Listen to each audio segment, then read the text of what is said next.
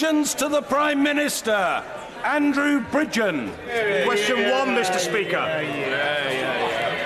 Office and Chancellor of the Duchy of Lancaster. The Right Honourable Gentleman is a notable celebrity, not only in Aylesbury, but here in this House. The Right Honourable Gentleman.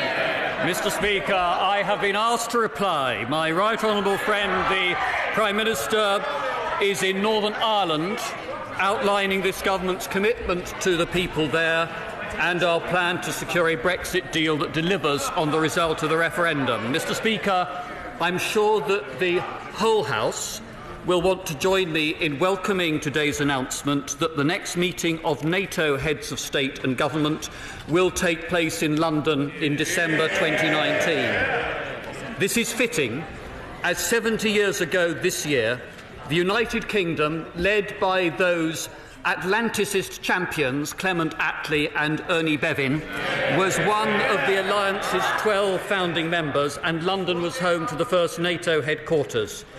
We will continue to play a key role in NATO as it continues its mission of keeping nearly 1 billion people safe. Andrew Bridgen. Mr. Speaker, I've always considered the Leader of the Opposition to be just an unreconstructed Marxist. However, in light of video footage that's emerged this week, I may well have to change that view.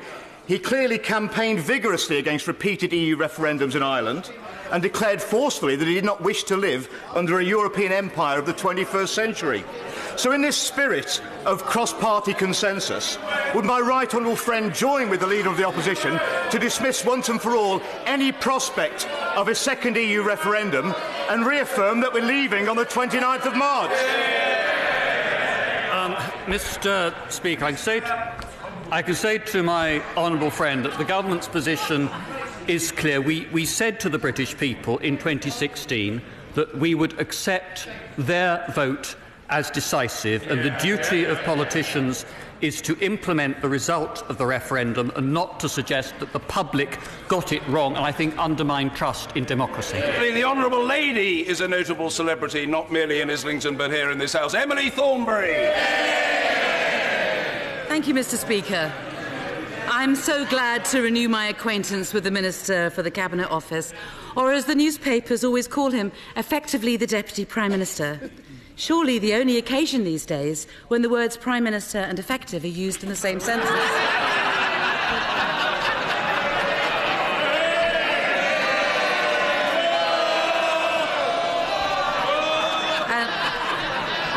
And while there are many other important issues that I would like to discuss with the Cabinet Office Minister today, sadly none is more vital or urgent than Brexit.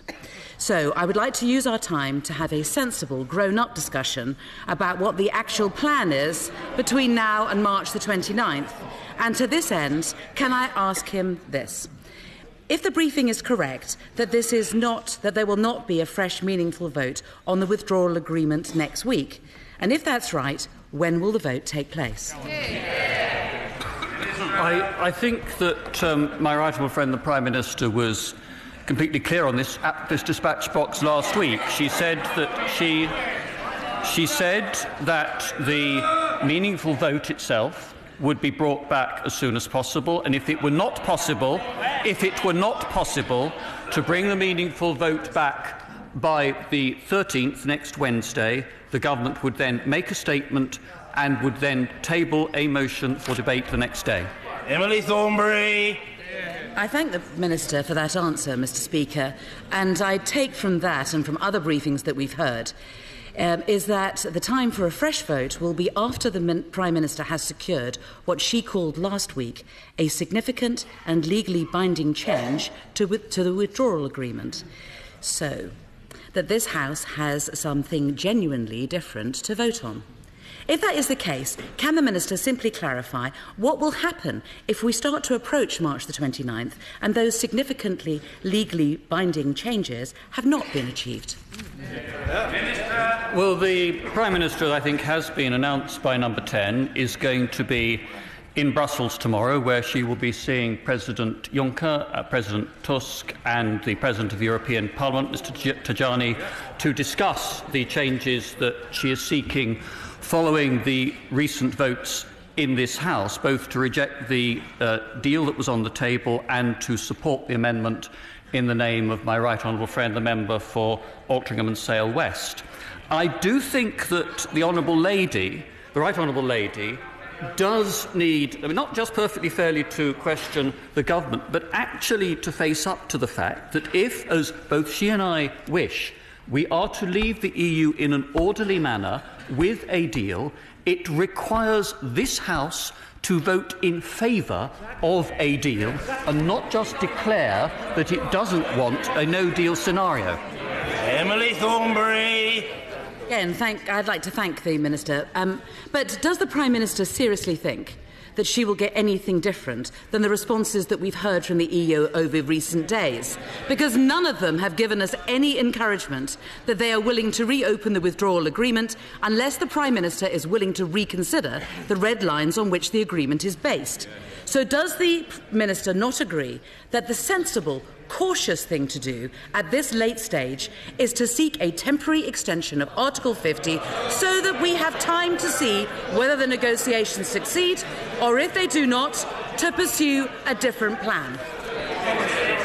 It is the problem with the proposition that the Right Honourable Lady puts forward is that it would simply defer the need for this House, and including the opposition front bench, to face up to some difficult decisions. Now, the Right Honourable Lady has criticised the approach that my right honourable friend, the Prime Minister, has taken, but I have to put it to her that the Leader of the Opposition, last week, having met the Prime Minister, went out in front of the cameras and demanded changes to the backstop as part of the approach he wanted to see for the future. The Right Honourable Lady has said that she would be comfortable with the backstop. Does she agree with her leader, or is she sticking to her guns on this? Thornberry. I hear what the Minister is saying, but he doesn't seem to give us any answers.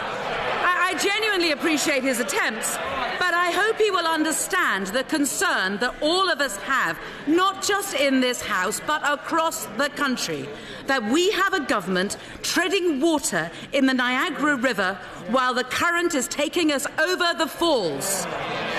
So can we go...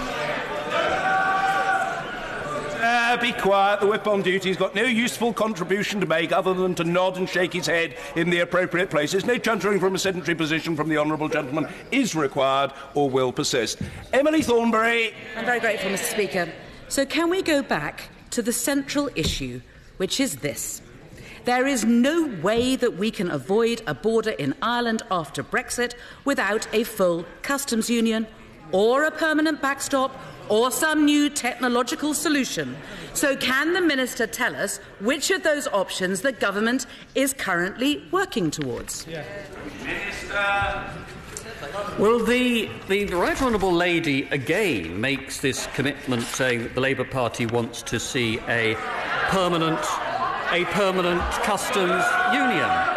But what most people who support a customs union say they want is to ensure that businesses can expect to export to the EU without tariffs, quotas or rules of origins checks. And that is precisely what the Prime Minister's deal does, but also allows this country to establish trade agreements with other nations around the world. So what part of that deal does the Right Honourable Lady actually object to?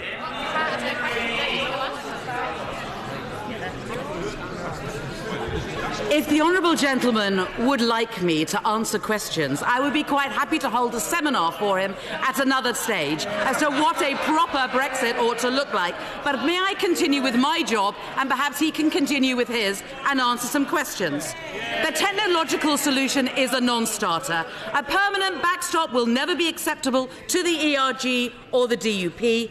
and the only solution that will actually work is a full customs union. That is what I said at our first encounter here in 2016. It is the answer that is staring the government in the face. If they backed it, it would command a majority in this House.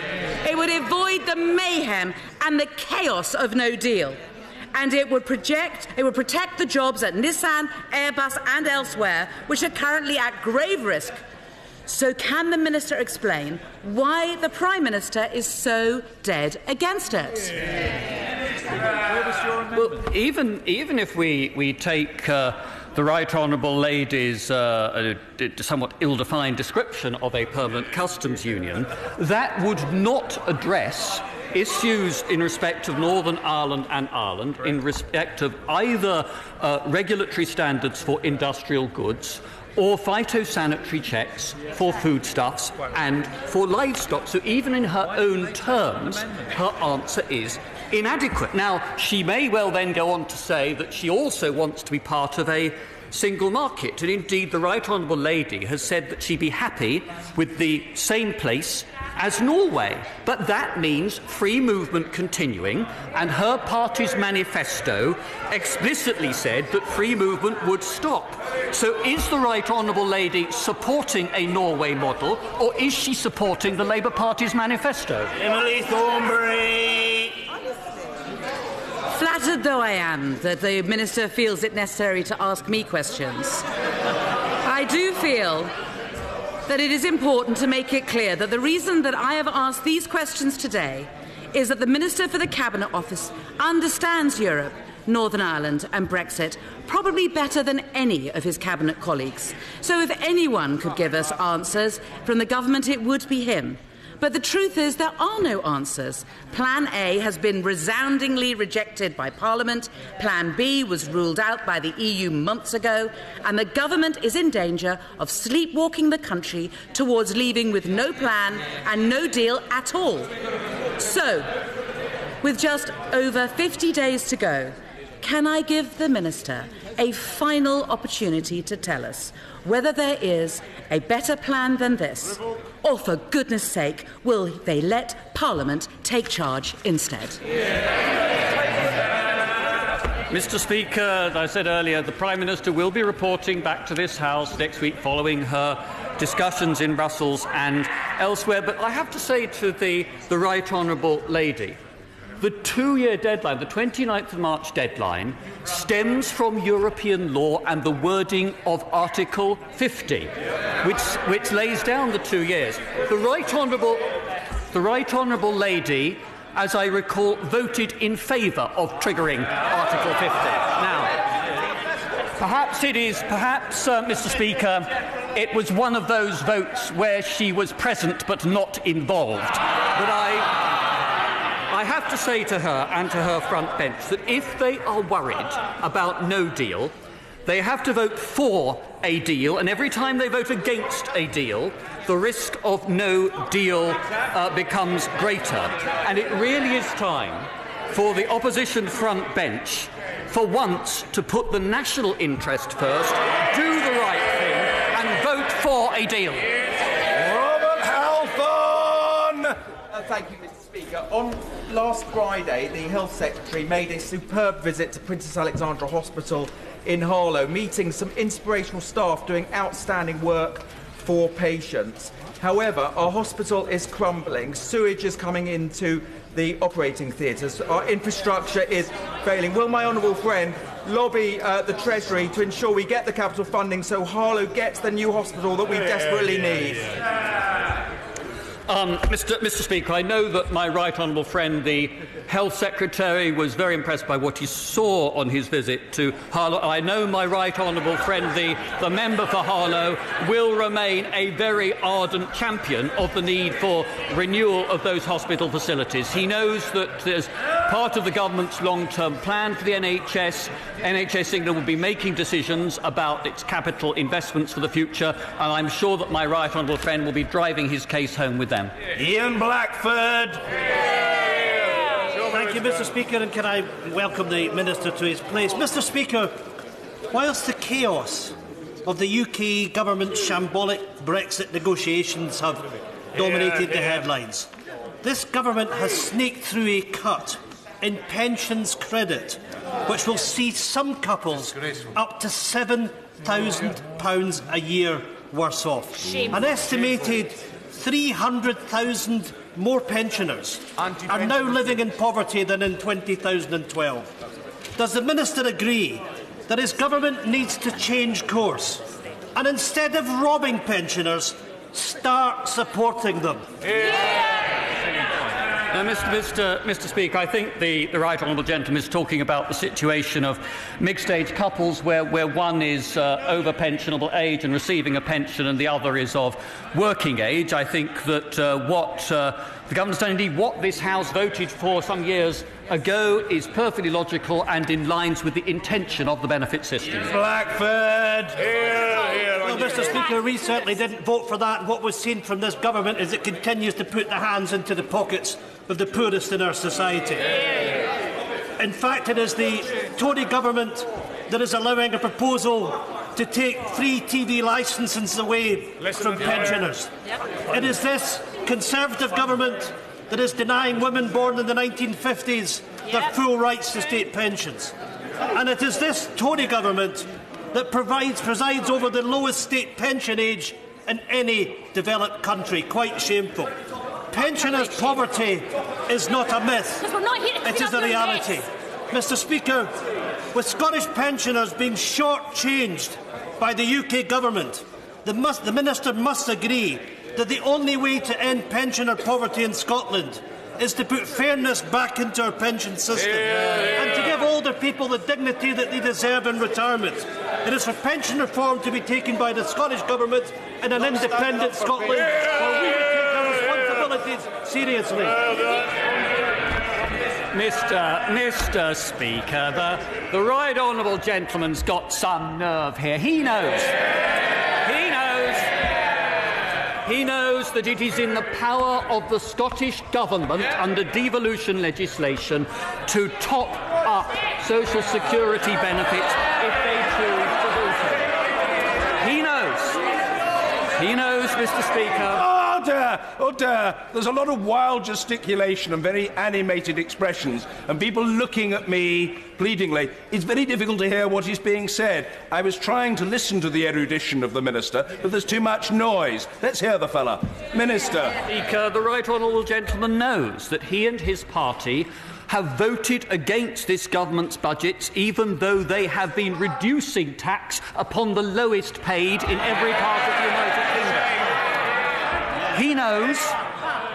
He knows that the budget set by the SNP in the Scottish Parliament last week have led to Scots being more highly taxed than people in any other part of the United Kingdom, and that in a year when the Scottish Government's block grant as a result of the Chancellor's budget decisions was increased by £950 million. The SNP, Mr. Speaker, has squandered that union dividend. The message that we get from them is that if you have an SNP government, Scottish people pay more and get less.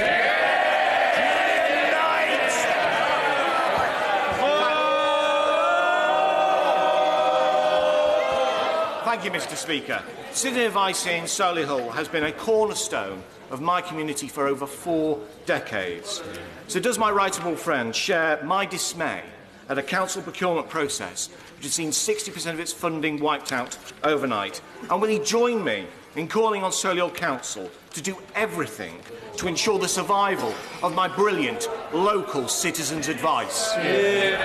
I certainly understand, not least from my own constituency, of the valuable service that Citizens' Advice provides in many different parts of the country. Now, as my honourable friend knows, the funding available through the local government settlement is largely un-ring-fenced, and these are decisions that are a matter for elected local authorities to take at their discretion. But I am sure that the local authority in Solihull will have heard very clearly my honourable friend's concerns. Sue Bell. Thank you, Mr. Speaker. My constituent Rachel wrote to me saying, "My husband can't live day to day without insulin. He's trying to build up a supply by putting in prescriptions early. But there are no limits to how much he can order and keep, and we've no idea how bad this could get. I'm also worrying about my son, who has serious food intolerances. I lie awake at night worrying about it." As the Minister knows, 99.5% of insulin used in the UK is made in the EU, and that's the tip of the medicinal iceberg. The Home Secretary, Foreign Secretary and Leader of the House all said we need extra time. When will the government allow our constituents to sleep at night and announce a delay in Article 50? I mean, obviously, if there's concerns about a particular case, then the relevant Health Minister will be happy to discuss it with the honourable gentleman. But in his more general point about supplies of insulin, as part of sensible contingency planning, my right honourable friend, the Health Secretary and his department, have been talking to the suppliers of insulin and other key medicines and treatments to ensure that supplies will remain available to patients who need them, whatever the outcome in the current Brexit negotiations. Merriman. Thank you, Mr. Speaker. Health and safety is strictly followed inside schools, but we expect our children to cross dangerous roads to get to the school gate. Will my right honourable friend consider new minimum requirements and a funding pot to provide pedestrian crossings, signage and reductions in speed limits to ensure that our children are looked after and don't have to cross such dangerous roads in the future? I completely understand the concerns that not just my my honourable friend, but many parents have about this issue. Now, of course, a lot depends upon the location of an individual school and the circumstances of the roads in which that school stands. But I'm sure that a Minister from the Department for Transport would be happy to meet my honourable friend to discuss these ideas further. You're right, Davis. Yeah. Mr. Speaker, this week is Children's Mental Health Week, and there's been a massive deterioration in children's mental health, so that now 1 in 7 children have a mental health disorder, much linked to rising poverty.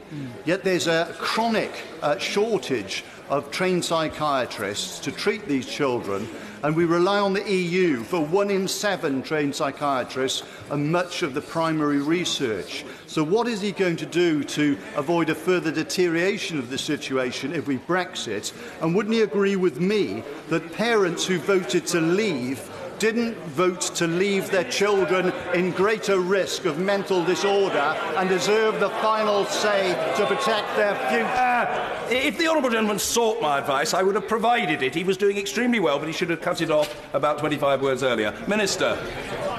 Well, on his point about EU health workers, of course, with the end of freedom of movement, we will need to put new arrangements in place, and the immigration bill now before this House provides the framework within which those more detailed arrangements can be made for the future. I do have to say to the honourable gentleman, of course, the health service in Wales is devolved and is a matter for the Welsh Government and Assembly, but NHS England's long-term plan is going to see the largest expansion of mental health services in a generation. Mr. Kenneth Clark.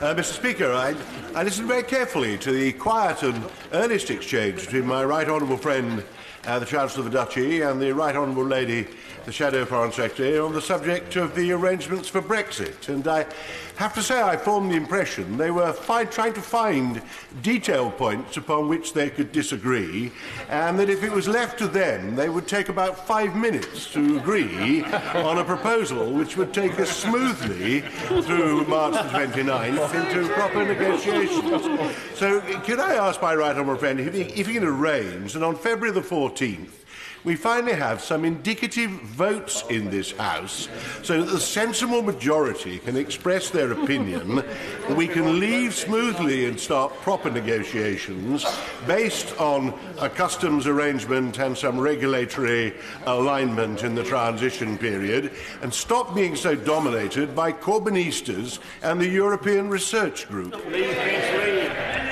Well, Mr. Speaker, I have to say that in the last couple of weeks, one of the things I have been spending my time doing is talking to right honourable members from all parts of the House about their views on the way forward in Brexit, including members of the Labour Party. And if the right honourable lady wants to come and see me as well, I'd be very happy to talk further to her. I just think it is a pity that the Leader of the Opposition waited a full fortnight before even opening discussions with the government. Sir Paul Williams. Thank you, Mr. Speaker. People watching expect MPs to be working together at this time in the national interest.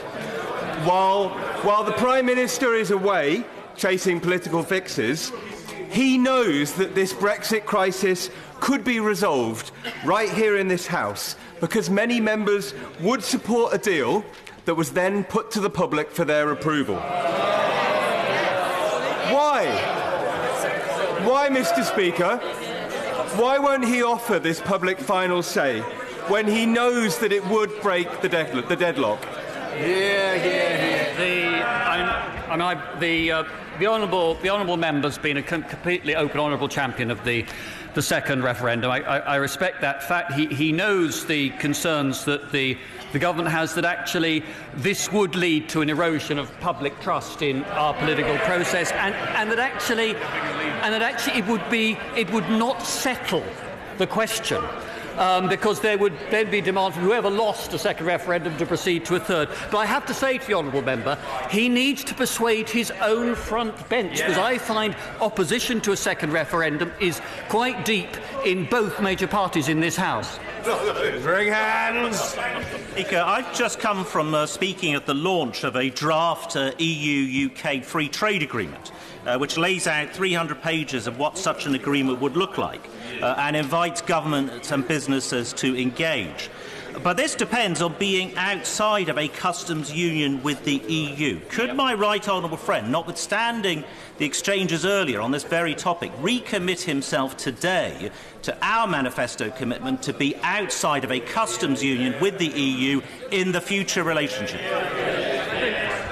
I mean, my right honourable friend perfectly properly made reference to the Conservative manifesto in 2017, but I could refer him also to many, many statements from this dispatch box and elsewhere by our right honourable friend the Prime Minister to the same effect. What I would say to him is that for the complex negotiations that would be needed to establish the detail of the future economic partnership between ourselves and the European Union, we need to have the implementation or transitional period that is specified in the withdrawal agreement. That's what businesses of all sizes in all sectors are asking us in this House to do. That is why the House should come together and support a deal. Amesbury. Thank you, Mr. Speaker. Will the Minister explain why councils like Bury, with less brownfield land available, cannot use the most recent independent ONS figures on household projections to determine local housing need, thus saving more of our precious green belt from development? Well, of course, there have been new tests of housing need recently introduced, and those are designed to reflect the fact that under successive governments of all political parties, we as a country have been building far fewer new homes than our country, and particularly our younger generation, now need. So, and I can say to the honourable gentleman, representing one part of the country with some of the fastest house building rates anywhere in England, I think this is a social justice challenge that we have to face up to, but the national planning policy contains within it very strong tests to protect against inappropriate development in the green belt, and the government will stand by that approach. Lucy Allen. Mr. Speaker, last week it was announced that emergency services and women and children's services are going to be moved from Telford's Princess Royal Hospital out of Borough. I've asked the Health Secretary to call in this decision for review because the needs and health outcomes of people in both Telford and Wrekin have not been considered. Will my right honourable friend join me in urging the Health Secretary to review this decision and to listen to the concerns of people in Telford and Wrekin? As I would expect, my honourable friend is a very strong advocate for the health needs of her local area. I understand that she met the Secretary of State for Health yesterday, and I'm sure he'll be reflecting carefully on the case that she put to him then. May. Thank you, Mr Speaker. Minister, with fuel poverty on the rise thanks to your government, it's important that everyone in need of cold weather payments receives them. My constituents who live less than 10 miles away, which is the majority of my constituents from the weather station, receive these payments when temperatures are below zero. However, I have neighbouring constituents in my ward who are based on a measurement from a weather station 20 miles away. So will the Minister act and end this postcode lottery for cold weather payments for the good people of Bellshill, Coatbridge and Christchurch? Mr Speaker, the Government's absolutely committed to ensuring that the most vulnerable people get the support when they need it most, and it's important, obviously, that people are able to keep their homes warm during any cold snaps, and the cold weather payments and winter fuel payment enable them to do that. I will ensure that the relevant minister looks into the particular constituency issue that he has raised. Jack Brereton. On behalf of my honourable friend, the member for Stafford, who has been in his constituency this morning, I wanted to thank Staffordshire Fire and Rescue and Staffordshire Police for their efforts in the horrific fire that occurred in Stafford this week. I also wanted to thank the local schools for the support being given to children who know the family. Will my right honourable friend join me expressing our condolences to the family and friends involved? I don't believe there is any member of this House whose reaction to that ghastly news yesterday was other than horror and the most deeply felt sense of sympathy with the family and with the friends of the children and parents involved. I mean, I think for any of us sort of thinking through what that family has had to live through and must face living through it in the future, I mean, it strikes one, it must be almost unendurable. I hope on behalf of the whole House, join my honourable friend in paying tribute to the emergency services, and let us not forget that for those who were called out to the scene, this would have been a traumatic experience, and also pay tribute to the local schools whom he mentioned. The Fire and Rescue Service is going to be leading an investigation into the causes of this tragedy, and obviously we will have to await the outcome of that before deciding whether any further lessons should be drawn. Jim McMahon. Thank you, Mr Speaker. My friend, the honourable member for Swansea East, opened her heart to share the story of her son Martin and the pain that she went through when he died as a child. 9 months ago, the Prime Minister committed to establishing Martin's Fund, a children's funeral fund that would mean that parents wouldn't have to go through the cost of burying their child.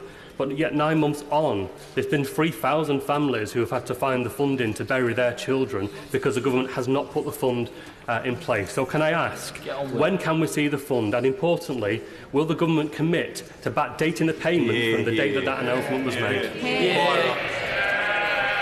Mr Speaker, as the Prime Minister said previously, it isn't right that grieving parents have to worry about how to meet the funeral costs for a child. We've confirmed that parents will no longer have to meet the costs of burials or cremations, and fees will be waived by all local authorities and paid for instead by government. We have been working, as I think the honourable gentleman acknowledged, on the most effective way to deliver the fund, because we need to make sure we get this right. But I take his point about the need to step up the pace, and we will provide an update to Parliament on implementation as soon as possible, and I will certainly be drawing his comments and the support he has from other members right across the House on a cross-party basis to the attention of ministers concerned. Derek Thomas. I am proud to represent Penzance, which is the start of the rail link to London and elsewhere. 5 years since this track was cut off by both coastal erosion and landslides, the planning application has finally gone in to create a resilient rail link for Devon and Cornwall. Will the right honourable friend assure my constituents and this House that adequate funds will be made available to avoid any further delay? Quite right. honourable friend is absolutely right about the critical importance of this stretch of line, not just to South Devon, but to the whole of the South West, and particularly to people living in Cornwall. I've been told by the Department for Transport that the first phase of work to protect the sea wall at Dawlish began in November last year, with essential repairs to breakwaters. That is part of a £15 million wider investment to make the railway at Dawlish and Teignmouth more resilient to extreme weather. And top-quality engineers have been carrying out detailed ground investigations to develop a long-term solution to protect the railway, but also to minimise disruption for passengers. We're now talking to Network Rail about the long-term plan. Thank you, Mr. Speaker. Last year, my constituent who has cerebral palsy was awarded £55 per week in personal independence payment. She was then diagnosed as having fibromyalgia, an incurable and often severely debilitating condition. She was summoned for a reassessment, and the private profit-driven company this government chooses to make those assessments decided that she's healthier with fibromyalgia than she was without, and stopped her benefit in its entirety, leaving her £2,900 per year worse off than she was before, literally punishing my constituent for being ill. How does the government possibly hope to justify such a travesty of justice? Well, obviously, the honourable gentleman raises a particular constituency case, and I don't know the detail other than the extent to which he has just relayed that to the House, but I will ask the Minister at the Department for Work and Pensions to talk to him to look into the details of this case in greater depth. Sir Bernard Jenkins. Can I point out to my right honourable friend that the House has already had some indicative votes, that the House didn't like the withdrawal agreement as it stands, would prefer not to leave without a withdrawal agreement at all, and the whole government voted to replace the backstop. So what progress are the discussions making, which are being led by a remarkable alliance of my right honourable friend for Loughborough and my honourable friend for North East Somerset, who are promoting what is known as the Malthouse Compromise, which would replace the backstop with a perfectly viable scheme to secure an open border in Northern Ireland under all circumstances. What's holding it up? There's no attempt to hold anything up. I mean, the government is very determined that we need to make progress, not least because of the two-year deadline under Article 50 and the importance to our businesses of leaving the EU in an orderly manner with a withdrawal agreement. But the group to which my right honourable friend referred has been meeting with my right honourable friend, the Exit Secretary. Those talks continue. Thank you, Mr. Speaker. ISS are private contractors who employ some of my constituents as porters and cleaners at Kingston Hospital, but they won't pay them sick pay. One was refused sick pay after suffering a stroke, and coercing people who are sick to come into a hospital risks infecting vulnerable patients. ISS have now threatened to break off negotiations with the GMB trade union if there is any political campaigning on this issue, including contacting MPs. Will he condemn ISS for undermining their workers' basic democratic right to contact their MP? And will he call on ISS to pay their workers fairly, including when they are sick? There's two issues raised there. On the point about access to a Member of Parliament, there is no excuse for any organisation or any individual to try to stop a constituent from approaching their Member of Parliament. And while it is a matter ultimately for you, Mr. Speaker, I mean, there have been previous occasions where such attempts have been ruled as a contempt of Parliament. So I hope that message will go back. On the substantive point about the operation of the contracts, clearly the contract would have been let by the relevant part of the NHS, but the Health Secretary has indicated to me he's very willing to sit down with the honourable member and talk through the details of this. Mark Francois. Thank you very much, Mr. Speaker. Following on from the excellent question from my honourable friend for Harwich and North Essex, can I remind the Chancellor of the Duchy that on the 29th of January, the House passed the so-called Brady Amendment. 317 members were present and actively involved, as they all voted for it, including him and the whole of the government. The amendment said, and requires the Northern Ireland backstop to be replaced with alternative arrangements to avoid a hard border. As the government voted for it, can he confirm that is still their policy? And if not, which bit of replaced was not clear? The motion, of course, also said that subject to those changes, that those who voted for the motion would be willing to accept the withdrawal agreement.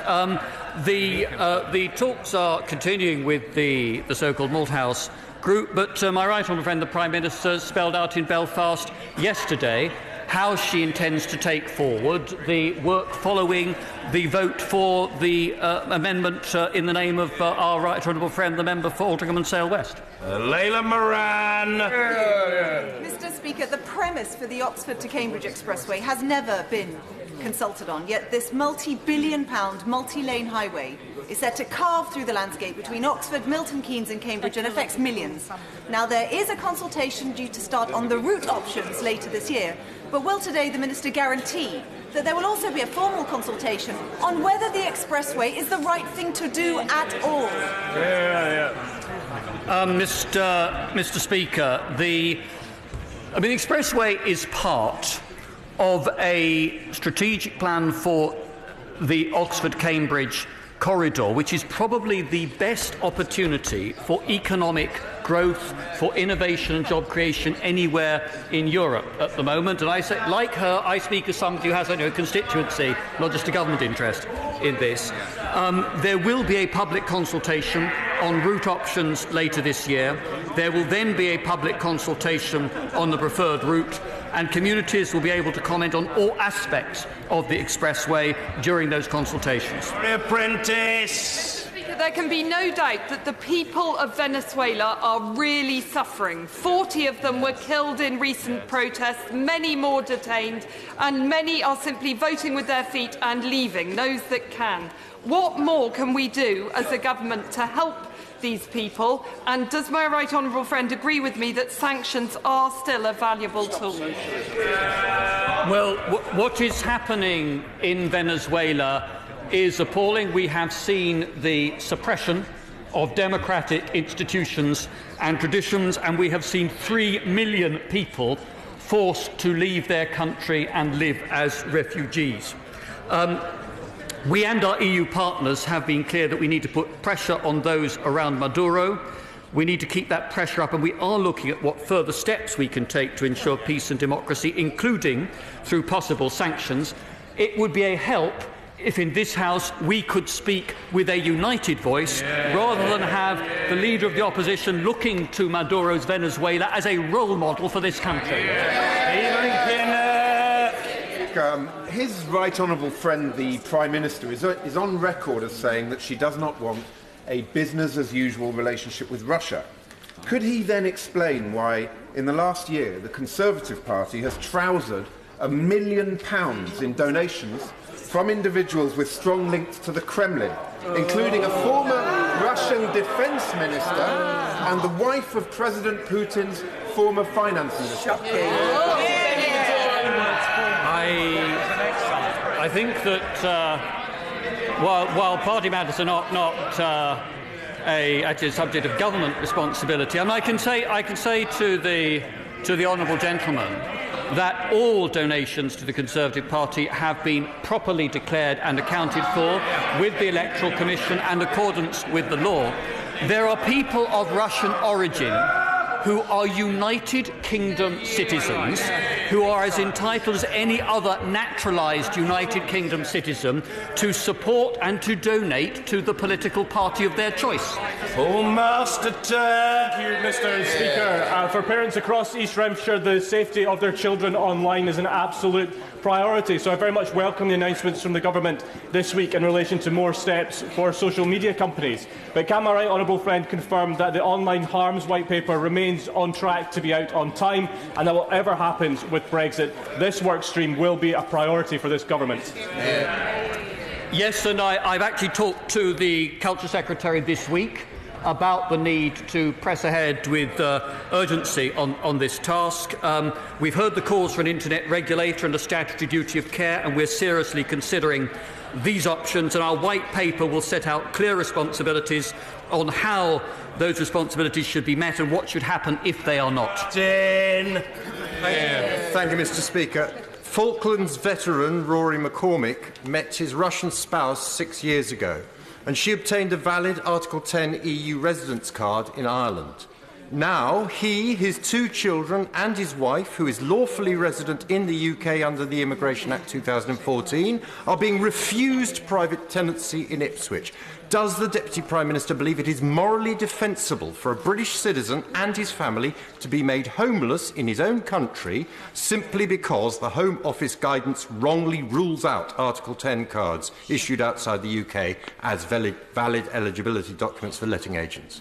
I mean, as the honourable gentleman will appreciate, I'm not familiar in the way he is with the details of his constituency case, and I wasn't absolutely certain from the way he posed his question whether the problem is over the documentation alone or whether there is a more substantive problem behind that. But the immigration minister or the other relevant minister will happily talk to the honourable gentleman and try and get this sorted out. John Barron.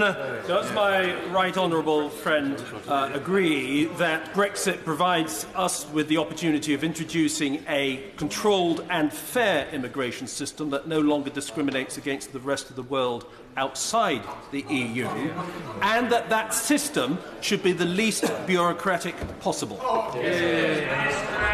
I agree with my honourable friend on both those points, and I think it's important that in the future we have a system that is fair, that makes it easy for the brightest and best in the world to come and work and study here, but also judges people not by the country they come from, but upon their skills they bring to this country and their commitment to this country. Finally, Sir Vincent Cable. The Minister will recall that my colleagues and I in the Coalition introduced the naming and shaming of companies which fail to pay the minimum wage. This practice has ceased since last summer, apparently because civil servants are tied up on Brexit duties. What does this tell us about the government's newfound enthusiasm for labour rights, and when will these lists be published? Well, I would have hoped that the right honourable gentleman would have acknowledged that the government has continued to take forward and strengthen further the policies on national living wage that we did work together on during the coalition days. But I'll look into the point that he's made, discuss it with my right honourable friend, the Secretary of State for Industry, and perhaps drop him a note to say what we've concluded from that. Order.